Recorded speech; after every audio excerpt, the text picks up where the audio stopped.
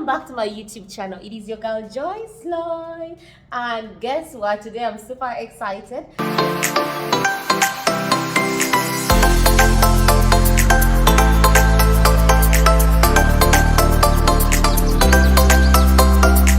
Before we introduce our guest today, I want to talk about this natural jasmine cleanser water that I use every time I'm out there because it's summertime. It's very hot. So I use my natural jasmine cleanser water. Guess what? Only 3 sprays. 1, those are 2 I think, and 3. You want to try it?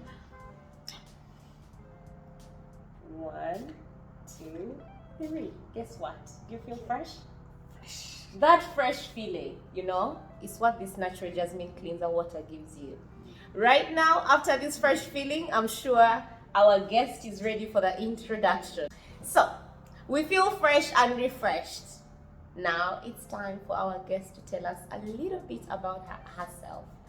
So, I would like to ask you, Esther, tell us a little bit about yourself. My name is Esther. You already introduced me. Yeah, I introduced you, but it's nice when you tell the viewers a little bit more. Like, how long have you been in Dubai? I am Esther. I'm a midwife working with the Danat Al Emirat Hospital in Abu Dhabi. I have 2 kids. I've been in Dubai in Abu Dhabi. Pause. She has 2 babies. I want the names of her babies because I love them. I've met them. They are so adorable. Can you just share the names? Grace and Christabel. Yes, those are the beautiful names for her beautiful daughters. Like, they are so adorable. I love them. So you're still telling us, how long have you been in UAE, by the way? I've been in UAE for about 6 years. 6 years. She's already about to become a citizen, by the way. Things have not been easy. I didn't start as a midwife. I started as a security guard, despite the fact that I am a registered midwife right back from Uganda. And I keep telling people, like, things never come easy. Like, it's one day at a time, and sometimes you have to start from somewhere to get where you want to be. So that goes to my next question. Like, do you appreciate the journey you've had in UAE so far? So much. What and really? And I really thank God for my journey. It's not that easy, but it takes a lot of courage, dedication, and you really have to know what you want. Yes, otherwise you can never reach to what you want. And I keep telling people, when you know what you want, you're able to aim to the next level in your life. Now that goes to my next question. And I don't know if it's okay to ask, but I'm going to ask it. Like, do you ever feel like you miss Uganda? I really do miss Uganda. You miss Uganda. I miss that green environment everywhere. But right now you're living in a lane, there's a bit of green. A bit. Huh? She said a bit. So this is what I keep telling people. Uganda is the Pearl of Africa. It is green, That is why it's called the Pearl of Africa. Alain is actually also green, but you can't really compare it. I miss the rain. The rain, Uganda, it literally rains every day. Okay, not every day, but almost every day. So that goes to my next question. Like, what is that one place in UAE that you haven't visited and you want to visit? I want to go to the zoo. The zoo? Did you say the zoo? Yeah. Which zoo?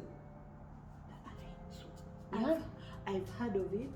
I'm planning to go there, and I'm planning to go to the desert in Alain. I've gone to the desert in Dubai, but I want to go to that one in Alain. And it's quite interesting. Yeah. I've done the desert safari in Dubai, and I've done the desert safari for Alain. Though, in my opinion, the one for Dubai is cheaper. The one for Alain is more expensive. But my experience was I love the one for Alain more. But I'll leave it up to you to experience the one for Alain so that you compare for yourself. Definitely, God has put a level on me, so the expense is not a problem. has said it, and I'm very glad that she talked about God. Yeah, because that is going to go to my next question. Like, every time people forget where they've come from, they forget God. For me, that's my opinion, because when you remember where you come from, you remember that God is the one who brought you from that state to the next step of your life. And I'm very, very glad that you haven't forgotten God. So that is going to be my next question. Like, do you have a specific church you go to here in Alain? In Alain, I haven't got a specific church, but sometimes I will go to Dubai. There is St. Mary's Catholic Church. Though I'm not a Catholic, but I will. You're what? You're Anglican or Anglican?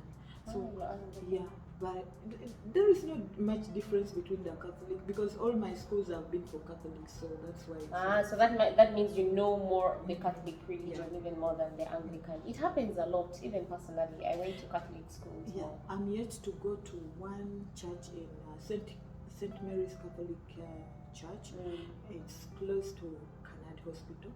Yeah, it's actually one church that everyone actually goes to. I don't know. I call it the Oasis Church, though it's not Oasis Church. Yeah, the problem is that my duty timings are really different from my church. Wow. Yeah, You see, this is what I keep telling people. When you come to UAE, it is all about work. Yes, there is much more to life, but I could say, according to the journey that you have had within the UAE, right now, with your job that you're doing right now, because she is a midwife, not just a midwife, a registered senior registered midwife. Senior. Did you hear that? Senior. So she has seen the books first of all, and she has been able to have a lot of deliveries. By the way, when I came to UAE with all my certificates attested. Everything was attested right from the Ministry of Foreign Affairs. Did you hear that? Attested. If you're looking for a professional job in UAE, come with your documents attested. What is the process of attestation? If you could share with the viewers. Like, I went to the Uganda Examination Board, attested my O-level and A-level certificates. Then I went to the Uganda Higher Education in Chambogo, attested my degree of midwifery, and then I went to the Ministry of Foreign Affairs, and I attested, then went to the UAE embassy you're going Uganda, to work in UAE. and then also got it attested, and from there you come back to UAE and to the also Ministry of Internal Affairs, also also to get attest. the documents attested. So it's a process. Then you open up the account with the licensing department, either DHA, Dubai Health Authority, or Abu Dhabi of Department of Health, Abu Dhabi, DOH, or DHA. Wherever you want to get the license, you have to open up account and submit your documents. Of course, payments have to be. Yeah, so that goes to something that I wanted to ask you within the things that you're talking about. Does it matter where you have put in your documents? For example, you said the DHA, is it? DHA, DOH. Yeah, the one for Dubai. Does it matter if you do it in Dubai or here, or if you're going to work in Abu Dhabi, you have to do it differently from when you're doing it in Dubai? When I was doing my documents of course I started from Dubai before I moved into the Abu Dhabi system. So at that time I did for Dubai. When you have the license of Dubai, DHA, you have to work in Dubai. And in case you and nowadays, before they would just transfer your license from DHA to DOH, to Department of Health in Abu Dhabi. But now you have to go back to the system and do the exam again. However, if you are in Uganda, you can still, even if you are going to do DOH or DHA, you can process everything from Uganda. There is a prometric school, you can go and do your exam. After doing your exam, you will get eligibility letter. So that eligibility letter will be the one, you will be eligible to work in the department where you have done your exam. That's amazing. Yeah. So after getting your eligibility letter, then you can move on. Or you can still apply from your home country, because nowadays they're doing exam like interviews online. So you can even get a job online. You can get the job online, then they will send you the visa if you are able to provide them with all the certificates, documents that you need. Because I have friends, they are from Philippines. Yesterday from the class, I told you the prompt class we were. While we are having lunch, I was asking them, I like asking, how did you come? So while I was asking them, they said they came direct from Philippines. When their license was already done, everything was already done for them. They didn't go for visa like we did. So I hope someone out there who has been listening and viewing, and you are a registered nurse in Uganda and you would like to move to UAE, those are some of the information you need. Actually, even for the registered nurses, for the midwifery. They're called midwifery or midwifery? Midwife. So I was asking Esther because she's a midwife, right? So I was asking her, is it possible for a man to be a midwife, to be employed? Because I'm sure they are midmen, right? They're called midmen. They are called midwives. Imagine, they're also called midwives. Yet they are men who I started. will tell you, when I was working with Mengo Hospital in Uganda, we had a midwife. He was a man. They are in Uganda. Yeah. Men will help you to deliver. Yes. And most in of the US, I've seen them. And most of the doctors, the gynecologists and obstetrics and gynecologists, they are men. Here I've met a gynecologist here in UAE who is a man. Yes. So she answered my question. So you cannot find a man in the delivery ward. Women, do not worry if you're in UAE and you're going to deliver. All right, so we have talked about work, and thank you so much, Esther, for sharing with us your experience through UAE, actually from when you started and to the journey where you are right now as a midwife, and I keep telling people, always appreciate your journey. And then she shared something on how to get into UAE as a midwife. I hope you learned something and you're going to put it to use. But now I want to ask Esther 2 last questions. The first question is, what does she enjoy to do in UAE? What are your hobbies? What are the things you like to do? The one thing I know that Esther likes to do is to spend time with her friends. And I'm one of her lucky friends. Yeah? You already answered my question. I answered that one for her, but she's going to give us one more. Like, she likes to spend time with her friends. And we don't take that for granted, Esther. Because imagine, Esther lives in Abu Dhabi. I live in Al Ain, which is still a small city in Abu Dhabi, but she still drives all the way from Abu Dhabi to come and visit us. I mean us, because we are so many friends. It's a circle of friends that became family, So that is one hobby that I talked about. What is the other hobby that you love to do? The other thing you enjoy to do? I really love helping friends. Though some friends take me for granted for that help, but it doesn't matter. I don't do it for myself. You're selfless. You do it just because it makes you happy. It makes me happy and I feel satisfied about it. Yeah. I know God will pay, and really God pays. That is true. I don't ask for give me something because I helped you, but really I will really see that God really provides and God rewards. So I don't feel like, oh, I helped somebody and they did not say. The only thing that makes me hungry, if you didn't say thank you, that will make me mad. And I will even call you, hey, you didn't even say thank you when this and this happened. I will really remind you. But it's really a small word. Actually, I keep saying that's a magic word. Like, it's small, but it's magic.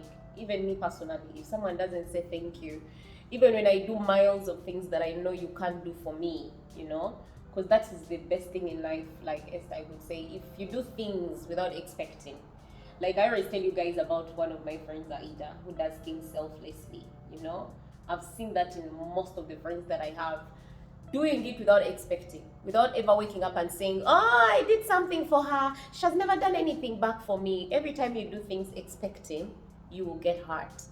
You will get hurt. Is always be selfless. Love selflessly, And above all, even when you have friends who are kind of self-centered, everything is about them.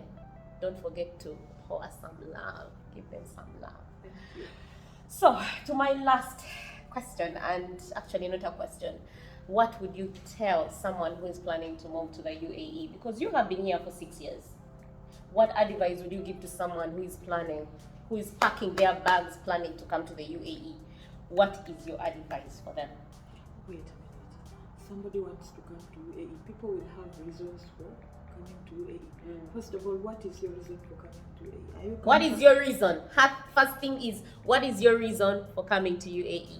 Are you coming for, because you know, if you're coming to UAE, there are many reasons bringing people. Some people are coming to find jobs. True. Some people are coming for trading, and some people are just coming for tourism.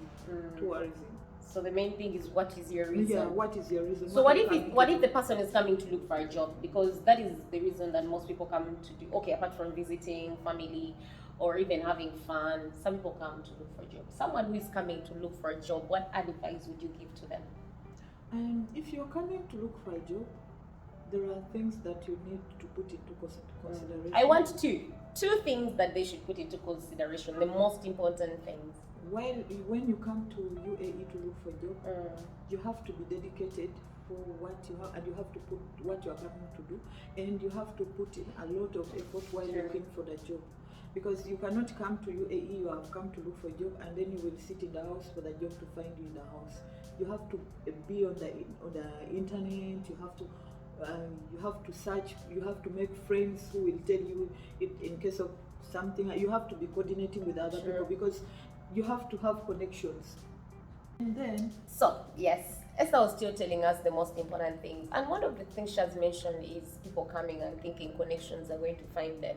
You have to get out there. You may even meet someone just in the supermarket.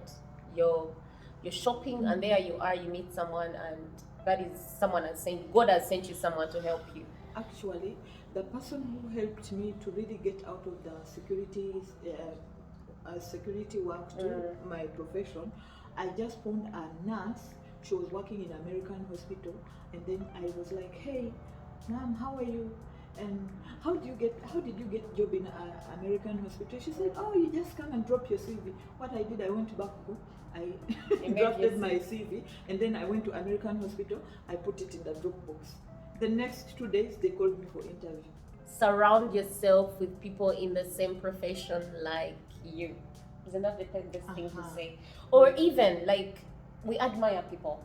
Like, I admire people. I have people I admire because of their aspiration, because of how hard they go for what they want. They are go-getters.